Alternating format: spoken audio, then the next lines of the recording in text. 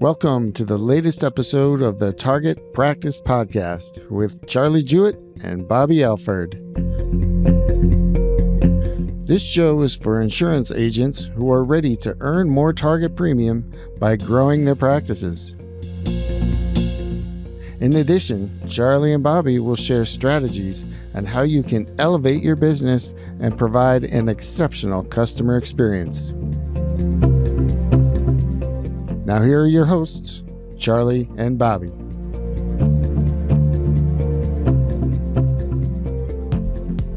Hey, everybody, and welcome to the very first episode of the Target Practice Podcast. This is the podcast if you want to make more target premium by growing your practice. It's Charlie Jewett and Bobby Alford. Bobby, how you doing today?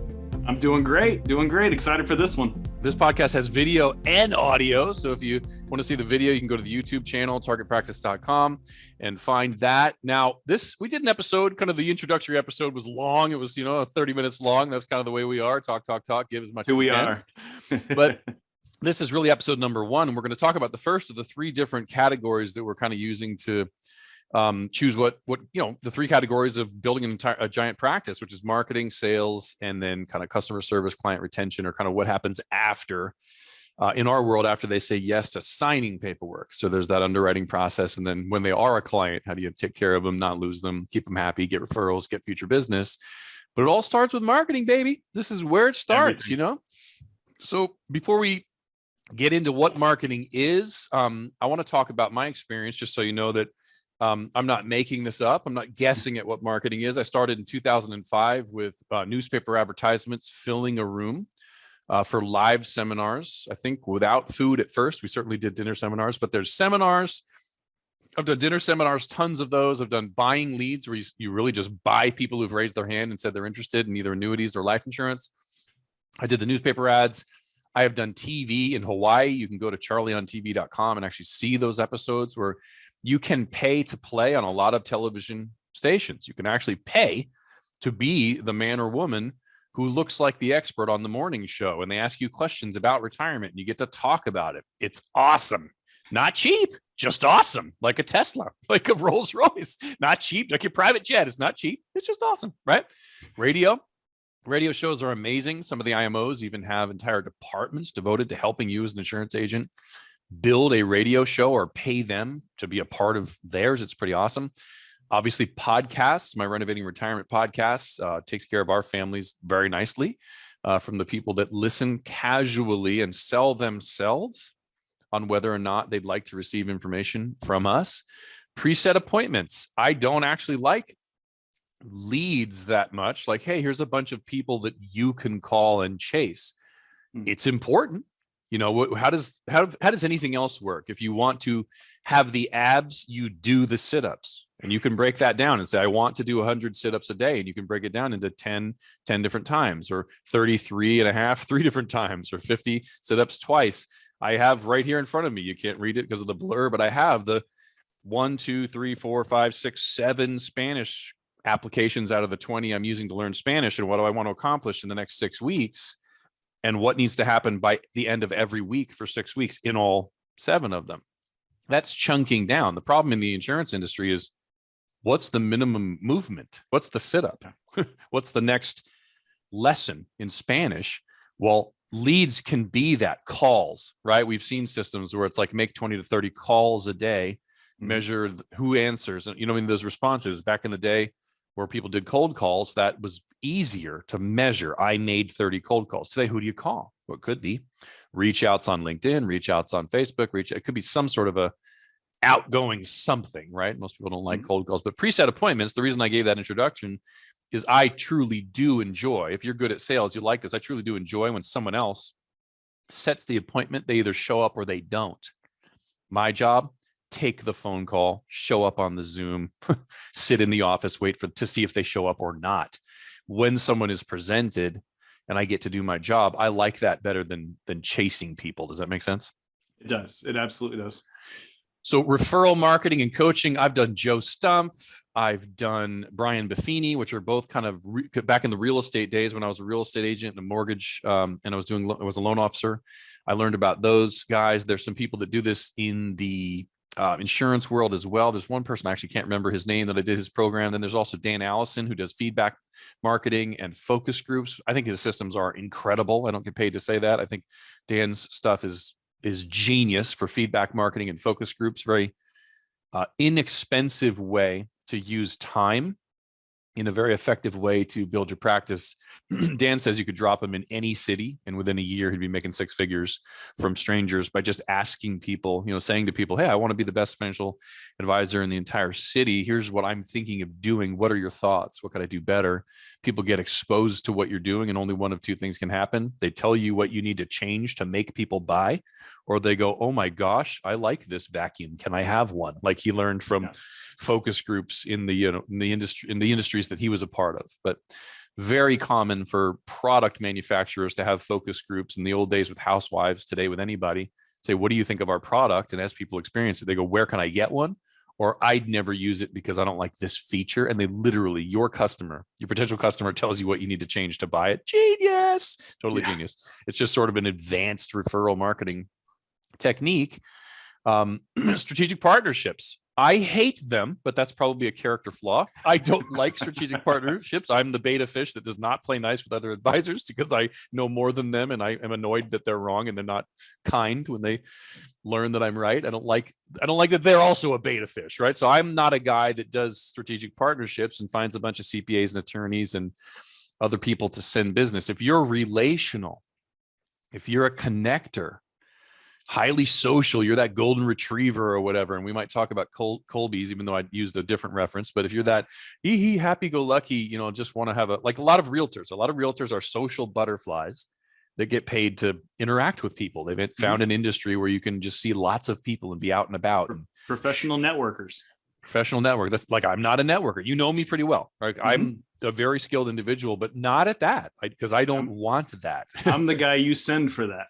I send you for that. When I'm in line at the bank, I don't want your phone number. I want you to shut up and hurry up and get out of my way so I can get my transaction done and go home and study something and make a podcast. I don't want to talk to you. I don't want your phone number. I have friends, and I actually think it is a better skill set for this industry to be the social butterfly, or to want that person's interest, that person's phone number, to not want to be left alone in public, but to want to connect. I think is actually better. So strategic partnerships. I mean, I know people that make an extra $1 million a year just because they partner with loan officers on some of our home equity planning strategies, an extra $1 million. Then you have team building, which is unique and very difficult to find a model that has the team building and is doing an incredible job on case design, and basically is a good financial planning institution or a good retirement planning institution and has the team building. But we'll just talk in theory for now. And we do know of one or two great companies. But in the theory of it is you can build teams, or even teams that build teams and have it, grow and grow and grow, where every individual, as they're learning from you, is bringing clients, right? And you can be teaching them to market to their warm market or to their. Does it work? Absolutely. I know people making $400,000 or $500,000, $600,000 a year, having a team of people that bring them cases. This is particularly attractive. Just so I can make a note, because I have done this and realize the parts I liked and don't like.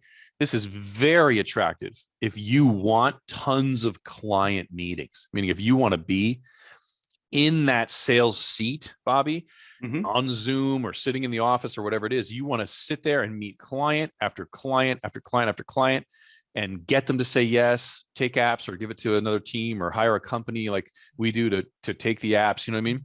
Yeah. That is the dream for that person. If you're me, and if that fits that person, that is the dream. And then everybody new to the industry thinks that's wonderful. People that are more experienced and more successful like you maybe have graduated out of that.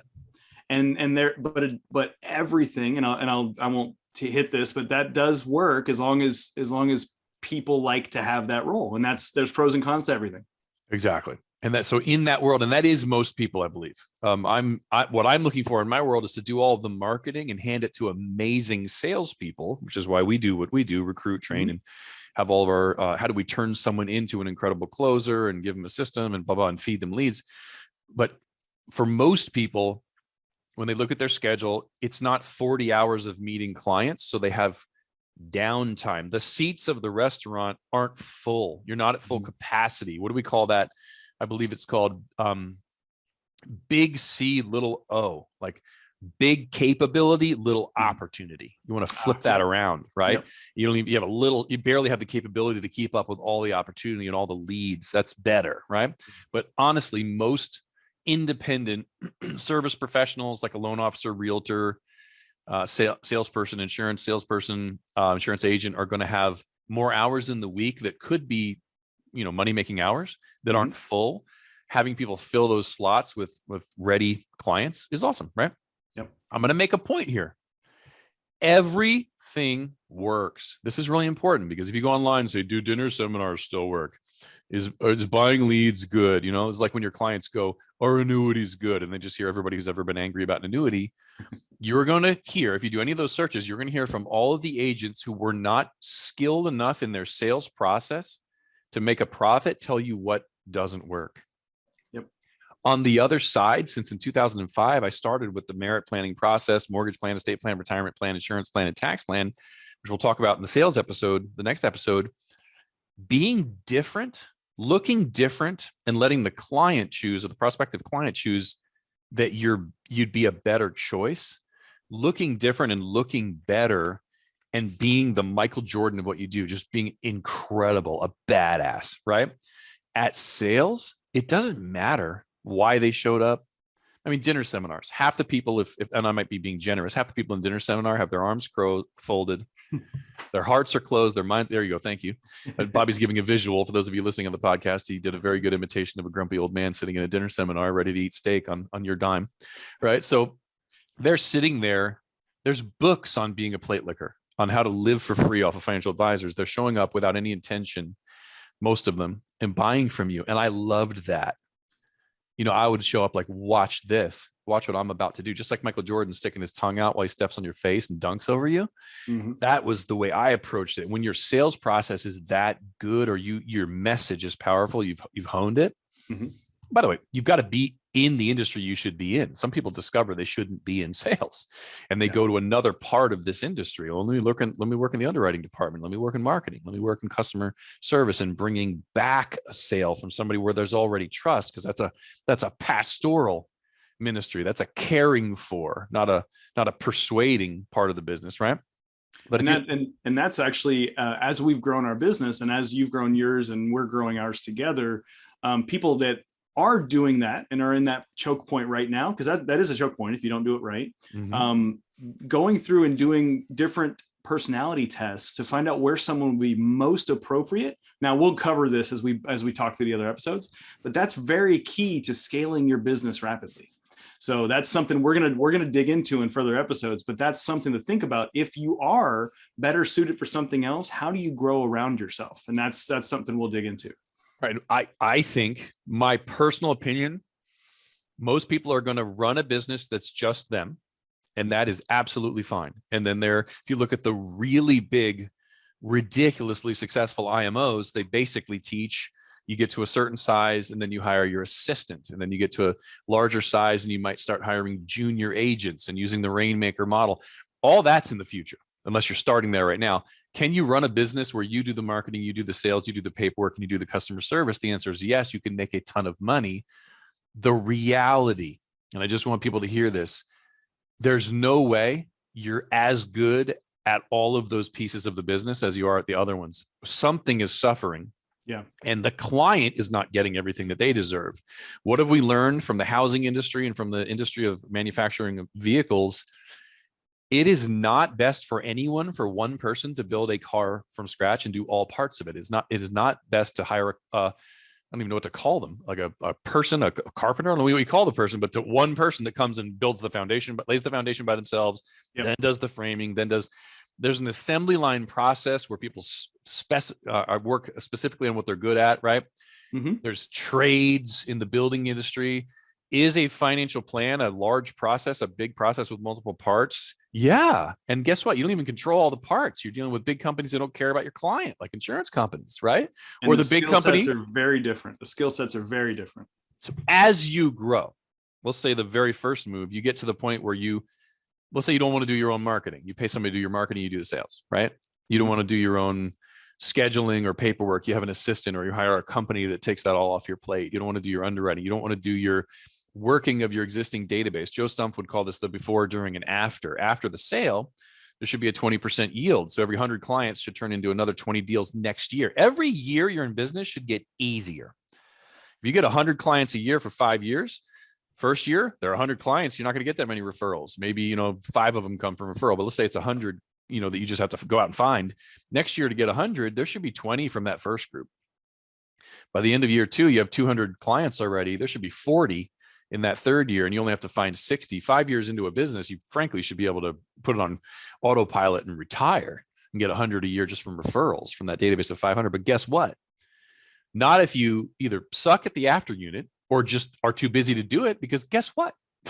You're out trying to find 100 clients. Now, you don't need 100 clients. If you do bigger case, I did 12 clients my first year and made $450,000 my first year as a rookie. It was only 12 families, but I focus on big, giant, comprehensive cases for the non-wealthy. I could work with wealthy families.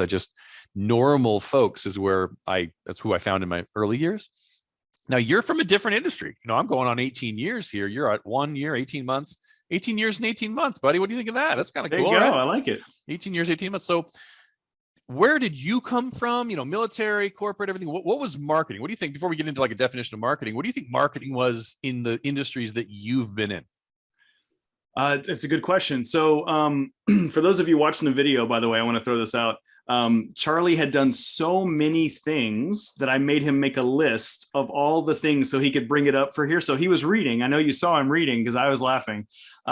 He has been successful at every one of them. And some of the things that he's done that I've learned from him, it's been awesome because it's something I didn't even know was a concept. For instance, being on TV, pay to play on TV, I didn't know that was a thing.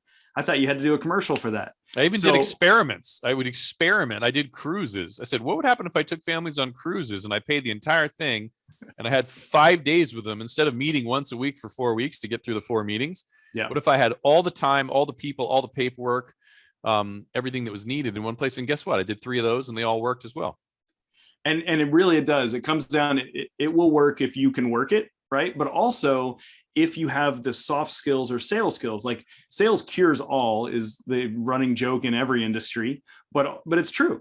And if you have sales skills, you can turn a turd of an appointment into a golden goose, right? Because that person who's sitting there with their arms crossed at dinner seminar and is pissed off, they want you to hurry up so they can have their steak, right? That person, if you open them up and get them to uncross their arms and have a dialogue, and you start hitting on those, like you said, Michael Jordan is coming in and really delivering, that changes every sort of interaction you have. If you have the skills to do that. Now, what we're going to talk about is how each one of them, as we unpack it in this podcast, how each one of them can be applied if you have different skill sets, right? We've talked about in our conversations, and that's what this podcast is all about. If you're an amazing marketer, but you don't like the other stuff, that can be a problem. If you're an amazing other stuff, soft skills, pull referrals out, build, get in one spot and spider web through their whole lives and everything else, that's a great skill. But if you don't have leads to start that off with, then you're screwed. You need both, and you don't have to be an expert at both. If you can hire out, and through all the lists that we just went through, if you can hire out to some of those weaknesses and you can double down where you're good, you can make a killing in this business. Right. So I say all that just to back up because I thought it was funny as you and I are reading and we're on video, and I'm making you be on video for the first time, and I love it. You can see my eyes going over here. Yeah. So what I'm hearing is that you're working my database of existing clients, making sure they're well taken care of and have everything they need. You're saying you're finding a bunch of golden shellac turds in there, right? What do you call that product? The Midas touch was anything turns to gold. What do you call specifically just turd leads that turn into gold? What touch is that? Ooh, you know what? I don't know. I'm just going to leave it at that. We're going to have to come up with a special name for that, right? Yeah. And so the merit touch. The merit touch. I do like that. And we come, a lot of people find us after the other advisors have failed them. Right. And so it is kind of the merit touch, like to pull that apart, because when they come to us, it's different. We have a different presentation. Back to what you said, like the riches are in the niches. If you are different and you speak directly to the right person, it's a game changer. If this person says, put all your money in the stock market and do this and never and pay off your home, and Dave Ramsey over and over and over, right? The idea is that when you speak to someone differently, you set yourself apart. That's the language of this business. That's mostly what I've learned from you. And that's where what I learned in the military and what I learned in corporate America are dramatically different. Now, there's success and there is sales in the military. Just believe it or not, there's sales in the military. We call it recruiting. And there's sales in corporate America for everything. And the corporate America quote, like I worked for a Fortune 50 company. I was moving around doing a lot of things around the country. The idea is that marketing is the price you pay for being unremarkable. I don't know who actually said that, but it seems to have stuck. And does Nike have to pay for additional marketing, or can they brand recognition carry them?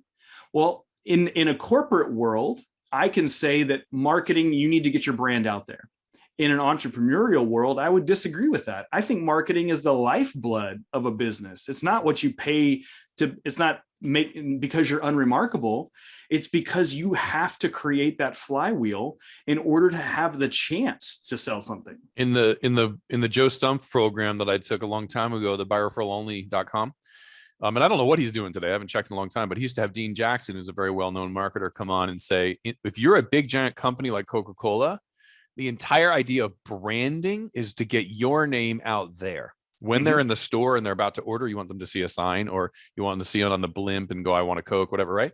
When you're a small independent service agent, entrepreneur, service business entrepreneur, the key is to get their name in here. You want direct response marketing. Now, I'm at the transition point with the brand of Renovating Retirement where I am doing both of those, right?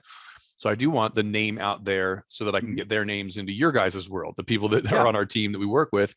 But for most of the people listening, what you're talking about is getting names of individuals that may need your help into your world, which is not branding. Right. No, it's not. You're not creating a brand. Now, I advise every advisor, every agent out there to create a brand. If they're a captive agent, it's a little different, right? But everybody should have, Joe Smith's agency or something that they can hang your hat on and say, this is mine. And when I speak, this is what I'm speaking for, right? I think that that's the best. We tell that to people on our team all the time. Like, we want to grow and build everything around you. But in the event that we're not here, you've still got to have a company. We're going to teach you how to run your business as a business, right? And that's what we do with our guys all the time. The difference with corporate America, like you said, Coca-Cola or anything else, is that they have brand recognition. They already have market share because they've been doing that for a while. But there's also a point of sale difference, right? If you are looking for a Coca-Cola, you'll walk into a convenience store. Nobody walks into the financial planning store, right? And if you walk into a name brand, you've already been sold on that brand, and you're walking in there to get whatever they offer because you trust that brand. That's where us scrappy entrepreneurs have to make a name for ourselves. And that's where I think it's niches, right? I work with business owners. I specialize in business exits and putting them in the best position for themselves. You have created an entire curriculum for agents and building and ways to look at investments over your 18 years. And that has differentiated you to no end. 5 years of a podcast, people educate themselves and they're like, listen. Oh, you know what? I'd hate this guy. I'm never going to listen to him again. Okay. They won't get on your calendar. Or they listen. They said, this guy's genius. He speaks directly to me. I need to call up and get on Bobby's calendar.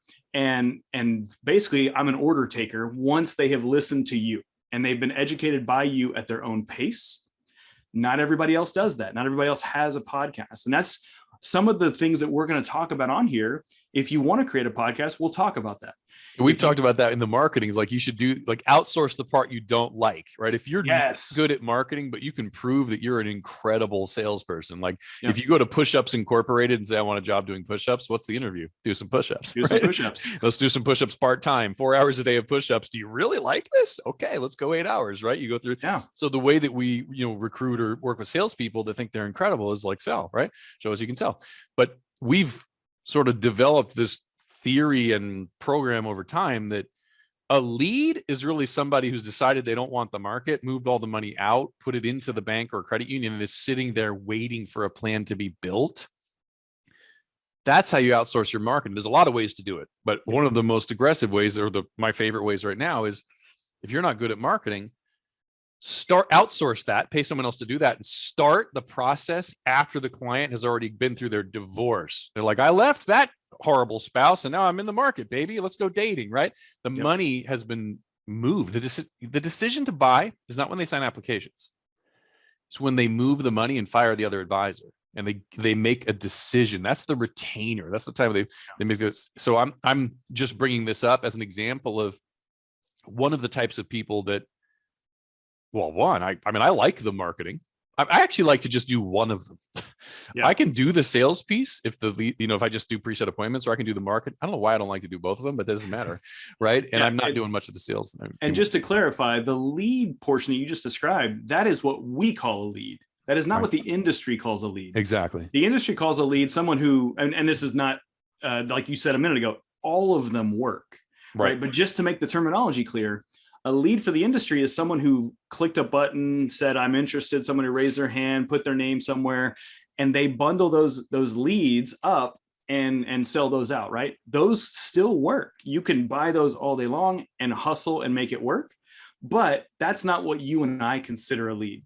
For us, that's marketing. If it's still a cold person, like they know they want life insurance, they just don't know anything about it. That to me is just someone who's raised their hand for more information. And we differentiate that they haven't made a decision yet. That's not a lead yet. Right. That's someone who's still being marketed to. So just to clarify, that we differentiate a lead as someone who's made a move or is currently making a move before they come onto our sales side. Right. And that's only from 18 years of seeing that, like, wait a minute here. They're actually not, there's case design is for cases. Right. That's our philosophy. But most people, and this is not right or wrong, most people are going to do case design as part of trying to win the client, and then hope they say yes, then do paperwork, and then hope they move the money, which is a brutal process in the insurance industry unless you have some tricks. And what do we always say? That this hobby is more fun when you get paid? This hobby is so much more fun when you get paid. That's it, because you're practicing a hobby, you're doing case design, you're hoping. And by the way, from a sales point of view, now I can talk about sales and sales teams all day long because of corporate America and everything I've done over there. But from a sales point of view, you've lost all control of that interaction. Like you have done all the work and you're hoping that they say, you know what, thanks, I like that, I'm going to do it with you. Right. Because at that point, you've done all the heavy lifting with the hopes that they pull the trigger because it was a lead when it came in. Right. And I did quotes for you people listening, that it's not a lead. For us, they have already decided to make the move, and that's a lead. And so I just wanted to hammer that home. We differentiate that dramatically from the industry, but only through trial and error, right? We've all done the other stuff. Exactly. Well, in the corporate world, in the military world, in this world of small businesses, independent service industry professionals, right? Mm-hmm. Mm-hmm. Here's my opinion of what I'm looking back at my list. You told me my eyes are going over there. What else? In the marketing world, I think marketing is getting them to look or respond or ask or react. In the farming industry, we used to call it broadcasting, right? I think that probably, or in the radio industry called broadcast, it probably comes from farming, where you like throw seeds out, right? Is that where that comes from? You're casting your net wide as a fisherman. Who knows? I haven't done what's that study of words called?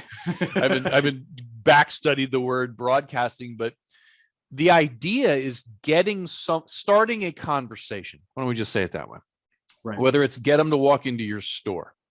I live near Mexico. You're trying to come back from the border, and some poor child with one leg is offering chicle gum, at your window, get you to roll the window down and start the conversation, right?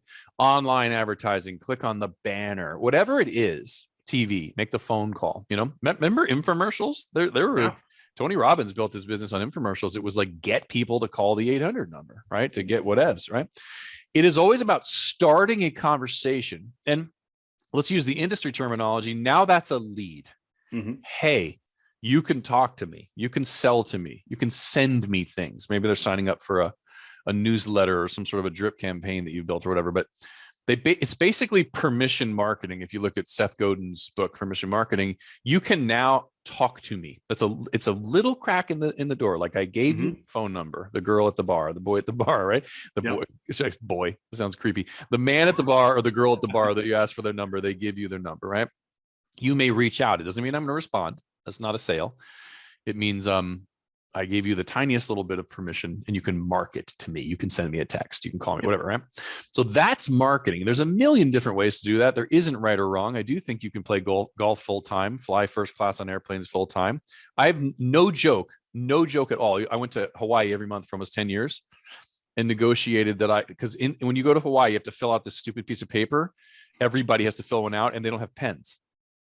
I negotiated with Hawaiian Airlines to give my pens to everybody as a gift with my company name on them. If I brought pens and they said, by the way, Charlie from Renovating Retirement is providing the pens because he's flown so much that's difficult. He wants to solve that problem for you. He can solve a lot of other problems. I've talked to airlines about being able to stand up on flights and speak over the loudspeakers if I paid for everybody's seat. Marketing is not, it's never a matter of resources. It's always a matter of resourcefulness, Tony Robbins says. You can't do it if you don't ask, right? It's whatever you can think of and get someone to say yes to. What's your house worth? What you can get somebody to pay. That's what it's worth. If you're using the mortgage, the company's going to decide. The lender's going to decide what it's worth. If you're going private, tell them to pay you $5 million for that shack and they give it to you. You're done, baby. You're good. Get the cat. So starting a conversation. Now, the history of marketing, in my opinion, it used to literally probably be, and we have this expression, hang up your shingle or hang up a sign, or like people, this is probably back in the day when had horse and buggies or they're walking or whatever, and you have to go through a town just to get some water because they had the well or the other watering hole, the bar, with that weird sounding piano that we don't have anymore. Why do pianos sound different in all the Westerns? It's like sounds like a car. I don't know what it sounds like. Just weird, more twangy, right? Yeah. So they only had treble. I don't know what's going on there. So they, you know the sound I'm talking about, right? Yep. You could just picture the girls in the dresses. I don't know what that is. But that town, if you want someone to know that you sell saddles, right? You hang up your sign, whatever that is called, saddle maker or whatever. Like, we have saddles, baby. The sign was the advertising, because without the sign, it's just a building and nobody knows I need a saddle. By the way, marketing has never changed. Someone who needs a saddle, therefore it's on their mind. It's in their, what do they call that part even? Reticular activator. So they're thinking about saddles because they're like, darn it all, my saddle broke like 10 miles ago and my butt hurts, right? I'm tired of sitting on this bony horse that I can't feed, right? This spine is killing my tip. Your spine and my spine aren't getting along, horsey, right? Need a saddle, need a butt sponge or whatever, right? So whatever you call that, a butt cushion. Sponge is different, different podcast. So you go into town, you're thinking about saddles, I need one. And you see a sign. A saddle maker or a saddle store, whatever you call it. Saddles Are Us. You're like, wait, Saddles Are Us with a backward R in the 1600s? That's perfect. It's spelled wrong. That makes me want to go in even more, even though Toys R Us went out of business. Terrible example, right? Because Saddles Are Us. Marketing has never changed. No. Something they're thinking about, pain or pleasure, and then they see a chance to relieve the pain or satisfy the craving, get the pleasure, and they go, oh, maybe. The only difference today is there's like 700 stores that say we make saddles in every town, and 700 of all the other stores. And it's not limited anymore because the internet is infinite.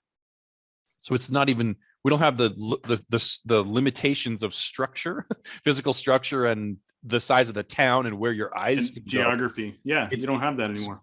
It's an endless matrix or whatever, like whatever cool words I can sound like I'm young, right? It's this endless thing of infiniteness, right? That means you've got to either niche down to a group that isn't being marketed to like that, right? So where there's this small group that no one's marketing to, and you're the only sign they see, right? Mm-hmm. That's very possible, by the way, very possible. Or have a bigger sign, a brighter sign, a more frequent sign, something different, right? Have the same sign, so you're getting the same leads as your competitors, but win more of them. Again, having a better sales process. But think about what this used to be. What did it develop into over time? Sure, there's some steps in between, but cold calling in the sales industry, you look at movies like Boiler Room and whatever those other ones are, the Glengarry Glen Ross leads, baby, right? Yeah. always be closing. Sales has a bit of a dark history in a sense, just because today we see that as so offensive, and it is. But back in the day, cold calling really was the sit-up. Like, I want the abs. How many sit-ups do I need to do? If I do them, I do get the results. I don't want to do them. But if I just measure, and we know groups of people still kind of trying to do this, like you have your pizza party, all the salespeople get together and try to make lessen the pain. They're like, well, let's suffer. Let me watch you suffer while I suffer. And somehow that weird dopamine or whatever you get from socializing makes the suffering less, right? In the Navy, we called that conservation of happiness. Oh, really? You neither happiness can neither be created nor destroyed. So if I want to be happy, I have to steal your happiness. And that was the running gag. And that to me is what the financial services business is now. Like, we say this all the time. The reason there's a 90% failure rate in this business is because it's freaking hard. And the reason it's so hard is because nobody's having dialogue like we are. Nobody's saying, hey, look behind the curtain. You go to the big box stores, right? And you get your license, you sit down, and literally your first 2 years is calling numbers. And if you survive that, then you can have a career. That hurts. That is very hard to do. It makes money for someone else. You're not really learning any other skills outside of that. We're speaking to the entrepreneurs who have the flexibility, maybe have survived that themselves. We got a lot of financial advisors on our team that have gone through that themselves. They've seen the way we do it, and they said, you know what, we're going to leave this world and we're going to go work for ourselves, hang our own shingle, and we're going to work with Charlie and Bobby and do it this way because it's different, more fun, and honestly, more invigorating, because whatever they are strong at, they can do and outsource the other side. Right.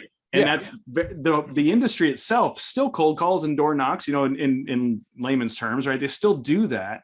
And that's why people burn out and fail in this business and why it's so hard. We're doing something that is so good for clients. It should never be hard. I think it's hard. People aren't honest up front. They say anyone can do it. Well, that's not true, right? Yeah. Anyone could learn to do it if they put in the work and they find it brings them energy. Yeah. But if it doesn't bring you energy, you won't continue to do the difficult things. Yeah. I think if you are looking at yourself and you go, what am I good at? Like, you could do all the parts, but first start with, what am I good at? Can I generate 5 appointments a week? Can I generate an appointment a day with a new prospective client who actually shows up for myself or someone else? Awesome. You've figured out marketing, the minimum marketing. Working 1 appointment a day doesn't take 8 hours, right? Yeah. Or you say, if someone gave me an appointment a day, can I prove that 2 or 3 of those people or families will buy? Yeah. Great. You can be in sales. It's hard to prove. That's hard to prove. And somebody's going to spend some money, to see if you improve that. Yep. If you can't do either one of those, like in your sleep, there's an easy answer. Have a job or whatever business you're currently running and learn one of them. Right? Have a job while you learn. And this is where warm market. I am a person that does not really believe you can start with your project 100 or you can start with your 100 people and never market for the rest of your life. Maybe you're out there. You're the professional referral cloner, and you can do so well that first group of 100 and the 20 or 30 that do business with you refer 20 or 30 every year. Now, you're limited to 20 or 30 deals a year, but if you can get 30 people to send you 60 people next year, and then they send you 120, if you're that magic marketer, well, come work here and run the referral department. We'll pay you handsomely, Yeah. But that's not the norm. We saw 400, 500, 600 people trying to do that, and none of them were able to, including the owner who was teaching it. And the top people being trained one-on-one by the owner left the industry. And we've seen it work, or at least I've seen it work only once, though, where you could live for multiple years on it. And that person was a former pro athlete. Their network was huge. Right. And they were like calling up their old agent and connecting through there. They got into financial services. They had an endless supply of name recognition and warm market, someone who would take their call simply because of who they were. So they basically went back to the corporate model of, I have a brand, come talk to me and learn what I'm doing. That is a brand. Like when you're a famous athlete, that's a brand. And it's if you're going through an agent, that's a strategic partnership where their trust, you're borrowing their trust. Yep. Going after your warm market when you're new to an industry, you don't have the brand. You're not famous. They just know you. Yep. And they know you as something else. They know you as someone who has no experience and is going to be experimenting on them, right? Yes. But I think you're right. I think they're like when you sit down with somebody and say, well, what are the assets that you have? Like in our coaching, when we coach somebody, what assets are you starting with? Lots of time, lots of money. Yep. Fame would be one of them. Yeah. Or someone owns. You already have your own brand. Someone owns 5 houses. 5 houses that they Airbnb. Okay, do we in your Airbnbs, do we have any advertisement, or is there any like place in your Airbnb where they press a button and it plays a little retirement planning video, or is there a flyer? Or is it like, how do you take what you have, even if it's nothing? By the way, it's not possible to have nothing. If you're living, you have the world, you have your heartbeats, you have other humans, even if they're strangers. If you're living on the streets, by the way, you couldn't hear this if you have nothing, because you have to have a computer or a phone, right? But if you can hear or see us, you're already leaps and bounds ahead of most. You have everything you need. You have everything you need. No ears, no mouth. It's hard because I don't know how to communicate, right? But in theory, like I love when Tony Robbins says it's a matter of resourcefulness. It's never a matter of resources. It's always a matter of resourcefulness, because you can start with nothing and just through conversation grow something. A.L. Williams was very famous for growing a company back in the day by having a short sales pitch where you walk up to people in the street and say, you don't need insurance, do you? Do you need any more insurance? Do you have insurance? Do you need any more insurance? Right? You could literally build a business that way. It wouldn't be a lot of fun. Doesn't work as well today, right? Mm-hmm. So cold calls and door knocking, there was a time that worked. Matter of fact, a lot of the Edward Jones advisors did door knocking. I have clients that I've taken from Edward Jones that their existing advisor who had them in risk with a side of fees. By the way, when we get into sales, we're going to talk about language, and you want to learn some language. Like someone taught me in 2005 when I first started the industry, a wise attorney never asks a question they don't know the answer to. So when someone's on the stand and it's the attorney's client, they've already practiced these questions. They know how they're going to respond. You don't get to practice with your prospective client, but you want to formulate questions in a way that the way they're going to answer. You don't want any surprises, right? So you say things like, are you still using the same computer that you used in the late 90s, like your Pentium 2? No. Do you have better technology? Cool. Are you still using, the same phone? I don't know, phone or whatever. You come up, do you still have the same call? Still got a BlackBerry. Right. Then you just say, well, financial planning in the late 90s was basically spread things around, buy a bunch of stocks, bonds, and mutual funds and hope it goes up. Are you still doing that in your portfolios, in your retirement plan? You just sit there and wait for the awkward silence on purpose. Let them sit in the discomfort for a while. It wakes the brain up, right? Mm-hmm. Job's not to make people comfortable. It's to help people do something different, and they only change when they're uncomfortable. And if you've noticed that about yourself, you only leave the relationship when you really hate it. You'll hear me use this quote 1,000 times in our podcast, and it goes back to sales, entrepreneurship, everything else. Business or entrepreneurship is self-development disguised by profit. And I love this quote because as a salesperson, starting as a salesperson, then sales manager, then company owner, ultimately, you're only going to get as far as you learn the skills to do. Meaning, if you suck at marketing and you suck at sales, like you said a minute ago, get a job and learn that skill. And then you can go apply it, right? If you don't have any of those skills, soft skills in selling is very difficult. Yeah. Learning the language is like get you 80% of the way there, right? 75% of the way there, because you can speak to it. But setting yourself apart is different. Reacting to the client is different. I always say sales is a contact sport. Until you get out there and take your lumps and take your punches, you're not going to learn. But development of yourself is the most important thing you can do in any of these industries. But when you're in business for yourself, you have to constantly be improving. Right. I'm laughing because like with sales, you said sales is a contact sport. People are like, Charlie, you're really good with clients. Why don't you do more client appointments? Because sales is a contact sport, and I've been a quarterback for 17 years, getting blindsided, and my neck freaking hurts. Too many concussions. Too many concussions, baby. It's time for me to be on the sidelines and be the coach or the sportscaster, like Dennis Leary was for a while, right? Yep. So we went from cold calls. I mean, you're 100% right. Ultimately, you have to get out there and do it. A lot of people listening to the show are already in the industry. Like, what does target practice mean to someone who's not in the industry? They're like, I think it's a gun show, right? Yeah. Like, talk about shooting things, which is cool also, but, and it is kind of like that. Aim at something. Target is actually a really wonderful word. It just happens to be what we call our paychecks, right? Target premium, right? Target is a really cool word. Like, what are you aiming at? And you're setting your goals, or for your marketing, who's the person you want to say yes? What do you want from this conversation? Having a target kind of for everything is pretty awesome. We can go pretty deep on that. But after the cold call world and the door knocking, again, there could be some stages in between, but dinner seminars have been dominant in this industry for a long time. I built my practice on dinner seminars and literally still do them every year. I have agents that pay me to do dinner seminars, and I don't talk to the clients. I show up, I speak, I leave. And they do everything else because they don't do this piece well. And I really, truly believe that that's how wonderful things are created, that assembly line model where different people do different pieces of it. I don't think it's how you should start your business, because you have to pay them, right? Now, if you do it on a split model, somebody gets a piece for creating the lead, or you generate leads, you're splitting up the commissions, which is very, very normal in this industry. Everybody basically learns on split cases. Actually, all your 200 grand was made on split cases, right? Yep. That's how I got going. Yep. Me too. All my money last year was made on split cases too. So dinner seminars, all this is paying for attention. And once again, you better be good. Now, you can partner with someone who's good and learn, or do a piece of the workshop yourself, the introduction in the first 5 to 10 minutes, then watch someone do 45 minutes. Over time, you do more and more of this.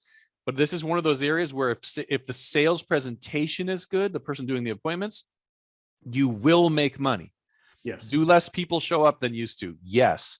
Out of every 10,000 mailers, is it a lower percentage? Did it used to be almost 2%? And now it's possibly below 1%. I haven't checked recently because COVID was weird, right? Yeah. Yes, it is. That has all changed. It does not change that you can make $3 to $5 for every dollar you spent.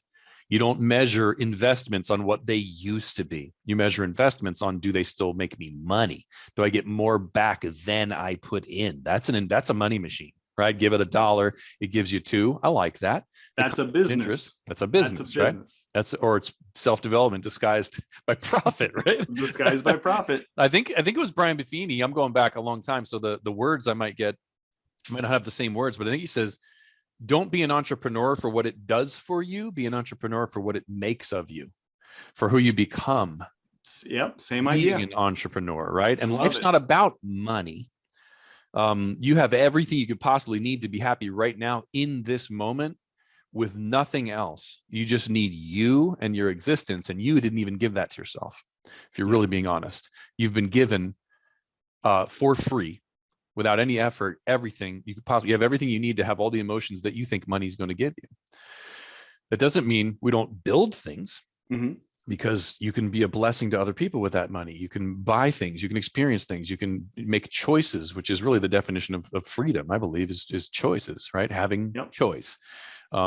Slavery, I don't know that much about slavery, but I believe that there's a piece of it that's like not being free, and I can't go do what I want to. I'm owned, right?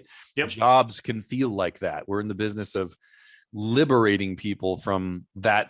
I hate to use the words, this is not the right word, right? That restriction of having to go to work and ask for permission to not be there, right? Yeah. When you own your time, you're free. Whatever that looks like for you, and owning your time by providing enough income, whatever that looks like for you individually, is freedom. Exactly. On this podcast, and we've let people see a couple of these sample videos. The stories are already starting to come in, and we can't wait to hear your stories about how this has changed the way you look at things, self-development, all those things. But to Charlie's point, you have everything you need right now. It's just a matter of resourcefulness. And it's also a matter of putting maybe some of these skills that we're talking about to use. And now we're going to unpack and give you tactical things for each one of these in the future. But this is the general, hey, everything out there works. We're going to give you lessons learned, pros and cons, things like that. Split cases, online advertising, online seminars, like the evolution of these things have happened. And we're just going to update you on what we have seen, what has worked for us, where there are pitfalls, and maybe hopefully help you raise the game of your practice and improve your target, right? Not to keep throwing out our favorite tagline, but no, keep throwing it out. It's such a good name. Like earning more target premium by growing your practice, right? That's really the name of the game. And it should get easier every year. If you're doing it properly, it should get easier every year. The first year should be the hardest. By the way, that's true of like pretty much everything. It takes a lot of gas to get the airplane off the ground, and then there's less friction, and then going down, you have gravity working for you, starting the ball of the snowball or whatever, and then it just gets bigger and bigger. In this industry, it's every human that comes into your world and becomes a client, right? Or a customer, however you want to deal with it, however you want to name it, might change jobs in the future. They may have a mom or dad who dies. They might get married and have a need for life insurance. There's so many triggers. They're going to turn 59 and a half. They're going to turn 62. They're going to turn 65. They're going to turn 72. Those are all triggers for getting more business. Most people get raises over time. That's called inflation. Where do they invest that money? People sell homes and should not make large down payments. This is not an opinion. In the world of math, there's a right and wrong. It is more dangerous to put money inside of a house than it is to keep it out. If you know where to keep it when it's out, if you're paying 3 to 4% using mortgage money and keeping your money making 6 to 7% in insurance products that are properly designed, no one should be making extra principal payments. Nobody should be making large down payments to lower their payment.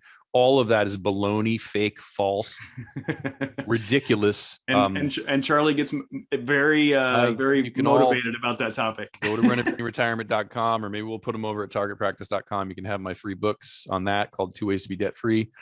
It is how I built my business. It was talking about home equity and what a scam it has been to say that you should pay off a house. It doesn't. Home equity fails every test of a good investment: liquidity, safety, rate of return, and tax deductions. 100% of the humans you talk to about the equity in their home will agree with you if you know what to say from this 28-page book, and they will all have the same questions. How do I pay the higher mortgage? Where do I keep the money? When you answer those two questions, you can make $450,000 a year as a rookie, or whatever you want. So let's wrap this up. And real quick, the last part of what you just said, everyone in your life will have situations that come up, everything else. We have an agent in our lives that we love, and he always says it's called timing and circumstance. Every person in your life has different timing and different circumstances depending on jobs, marriage, kids, all the things you just rattled off. Their timing and circumstances change, and therefore their openness to talking to you changes. Right. So if they have an opening, it's their timing and their circumstance that changes, and therefore you're always going to have someone to talk to. And that's going back to your point. There are people in your lives at all times that this applies to. Which brings up the question, most agents aren't doing this, including me, for many, many years, even before I had your help. And some of the people that we brought on, I wasn't doing this either. And that's not a fun way to live, knowing you should be doing something and aren't. It takes joy away from your life. Let me just put it that way. Mm-hmm. Yeah. What are you purposefully sending people that they say no to? How are you purposefully getting no's monthly? What are you sending people that haven't become a client? What are you inviting people to on purpose to have them say no, so that when their life changes, you're already there doing it, or they remember that you were, or the next time you do it, now they say yes. If you do create a list of 100 people, and you invite them to an online 15-minute presentation, that you do yourself or you have someone else do, and 30 show up. The other 66, do you keep inviting them to that and tracking whether they came or not? Do you go back and invite the first group that didn't become clients of the 33, the 27 that didn't become clients? Do you invite them to another 15-minute presentation on a separate subject? How are you purposefully listen, we hear this. The waitress or the waiter says, I don't know what you call those people these days. That's politically correct. I don't care about politically correctness. Servant. No, I said server, but thank you for server. Because if you put an R on it, it sounds so much better, right? So touche. If they say, would you like some coffee? And you say no, they're not hurt. Okay. So sales can be viewed like that if you have enough leads, but you just offer and offer and offer. How are you purposefully getting small no's, waiting for life to change? This is a guarantee, especially if you get into Buddhism and you look at the things never stay the same. I don't remember what they call that right now, but everything changes. Yep. Good times, bad times. There's an ebb and a flow. The sea goes in. The only constant is change. Impermanence, I think, is what they call it, the law of impermanence, right? And you embrace that. Well, that works for our benefit. The people that don't need or want what you have might need or want what you have, but you'd better be there with your shingle on purpose. And that shingle today isn't physical. It has to be check-in phone calls, things emailed, texts, invitations. Mail can still work. It just needs to be mail that they want to open. It has to be personalized. It probably needs to be a handwritten note or something like that. But that can be the sit-ups, to be honest, the things that you're doing on purpose to be there when the time comes. So there are time strategies, things that cost you your time. You have to do stuff. There's money strategies. The rough rule of thumb is if you're getting back $3 to $5 for every dollar you spend, that's good. You do want to know that you could take a couple times to get it right. And we're in an industry where if you're doing life insurance, it can take 2 or 3 months to get paid. Annuity can be quicker, but let's say it's life insurance. If you fail 3 times and it takes 3 months to get paid, that's 9 months and you're out a lot of money. So you want to be very, very careful, or partner with people that are already doing something that works and you bring the money and you learn it from them, whatever it is. Don't just buy stuff because it's advertised and see if it works. I can't tell you how many agents I know that burn through 10, 12, 15, $20,000 trying something. So it's either time or money. Time strategies. Let's just do short lists here, and then we're gonna do whole episodes on these and everything. But we're clearly talkers, but we're gonna figure out our rhythm with these podcasts. No, forget it. We're in the beginning. We're like, let's make them each 20 minutes. Not 2 hours. That's fine. It's just content is content. People either like it or they don't. It's fine. If you don't like it, if you want a 20-minute podcast, listen to a third of it, and then listen to the other half on the other third on the way home, and then tomorrow morning. So every podcast takes you 3 trips back and forth to work or whatever. There you go. So time strategies, obviously cold calling, obviously working your warm market, inviting pretty much everything related to people you know is going to be a time strategy. Can you do a grand opening? Can you throw wine and cheese parties? Can you have events? Can you throw? Yes, you can spend money and time, but time is going to be going online and interacting with people, joining groups, right? Answering questions on Quora, whatever, like going out and using your words. I guess this is a good way to say it, using your words, typing things, saying things, calling people, sending emails, inviting on LinkedIn or Facebook, connecting. You're not paying anyone to do it for you. You're doing the connecting. Does that make sense? Yeah. That's all sales is. In the beginning, it's just you're not the answers. You're not the smartest person in the room. You're the door to the room.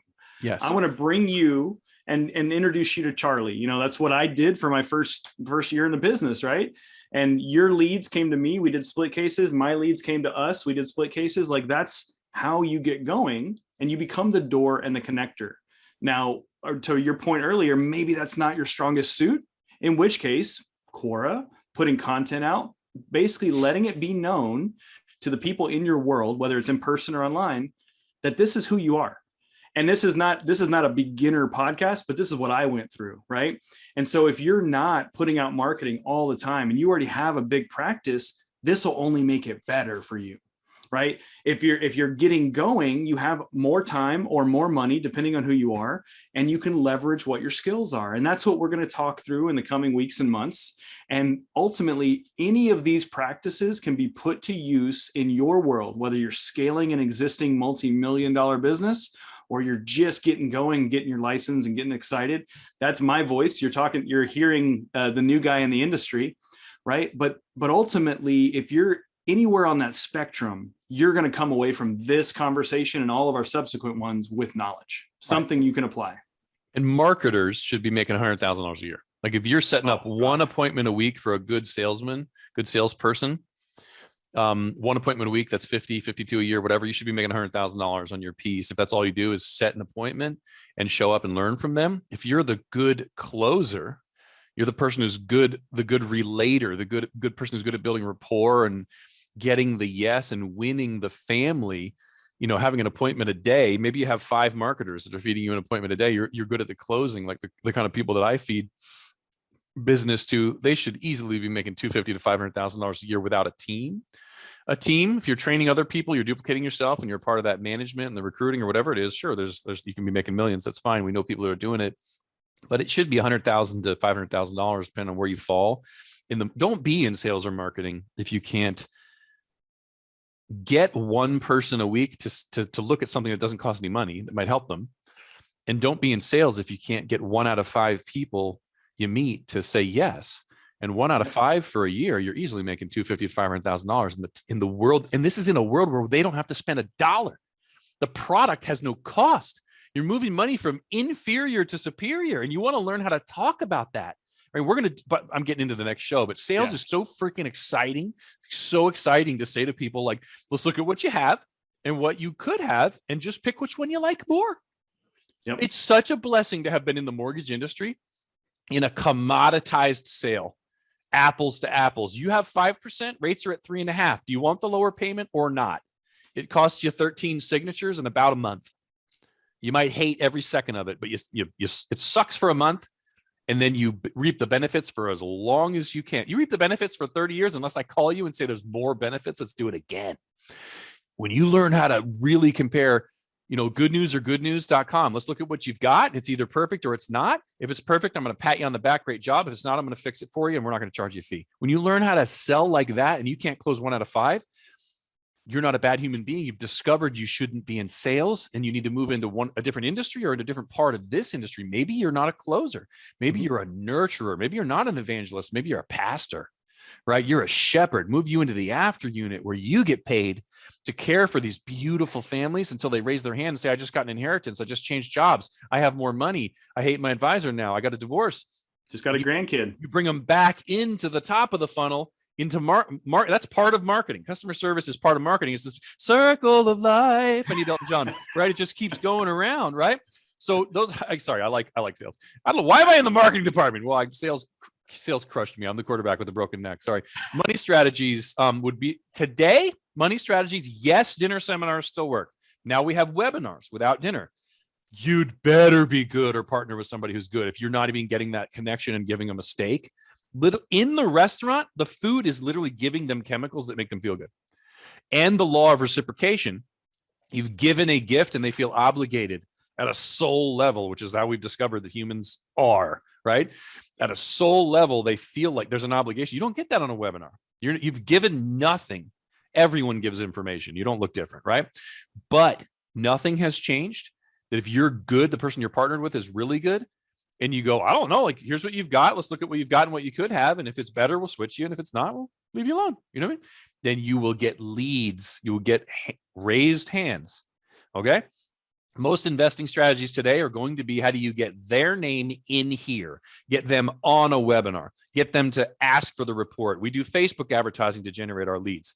We do webinars where we fill those webinars. I buy annuity leads because I know how to close those. I can take someone shopping for an annuity and go, let me give you the dirt on annuities. Most of them suck. And there's a few that are magical. Like, most musicians don't make money. The Jonas Brothers are doing okay. Drake did pretty well. You know what I mean? This new Doja Cat, whatever that means, she's got COVID, but she's doing okay when she's not sick. You know what I mean? Like, you just sing about your butt and you're going to be fine in the industry. You know, I love it. I love it when you name drop modern musicians. I know, you're like, none of those people are still around. I'm like, James Taylor's doing all right. And the Beatles are doing well. They're like, most of them are doing great. What's wrong with you? Yeah. Like, Charlie's not old. Hello. But most investing strategies, you probably don't want to start there. We do take some very skilled online marketers and sometimes say, why don't you market our stuff? That's fine. Mm-hmm. Take what you already do and sell this big thing. There's my alarm that says we need to shut up. We do that, right? But that's probably not where most people should start. Most people should start with, like, if you made $100,000, let's easily get you to 200. That's easy. If you're making 100, getting you to 200 is like easy. If you made 50, getting you 100 is easy.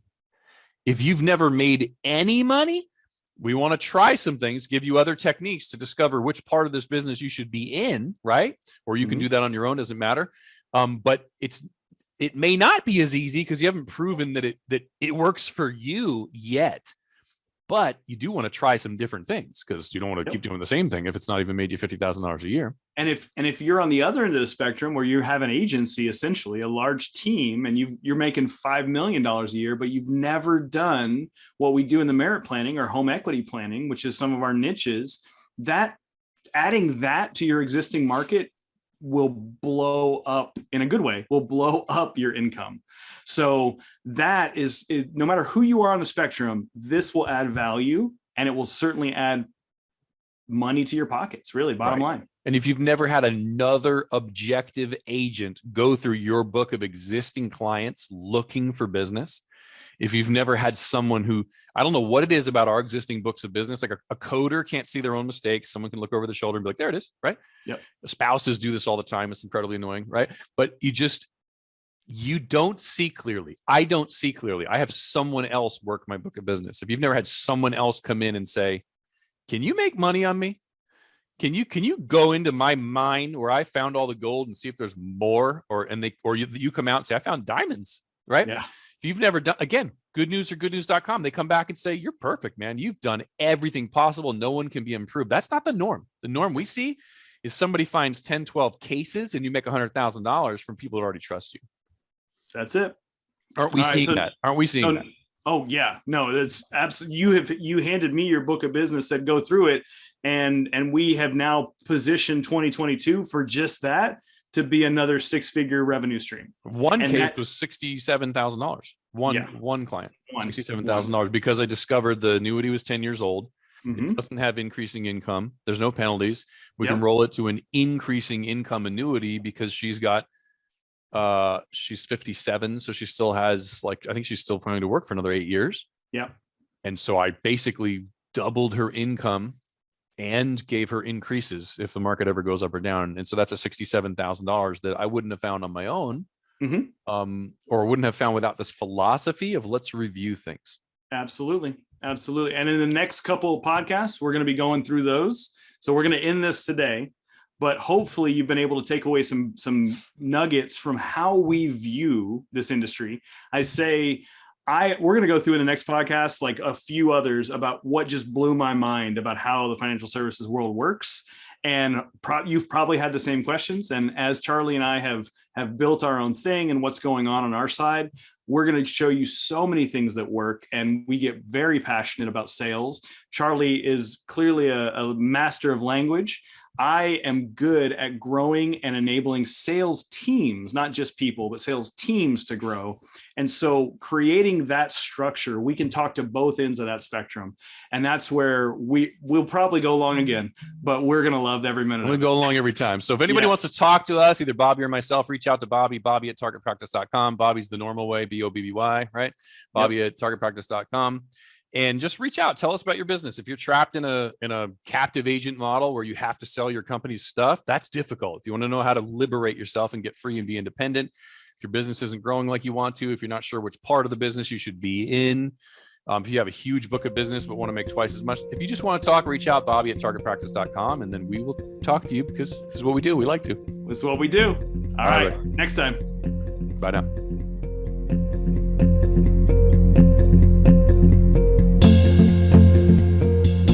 Thanks so much for listening to the Target Practice Podcast.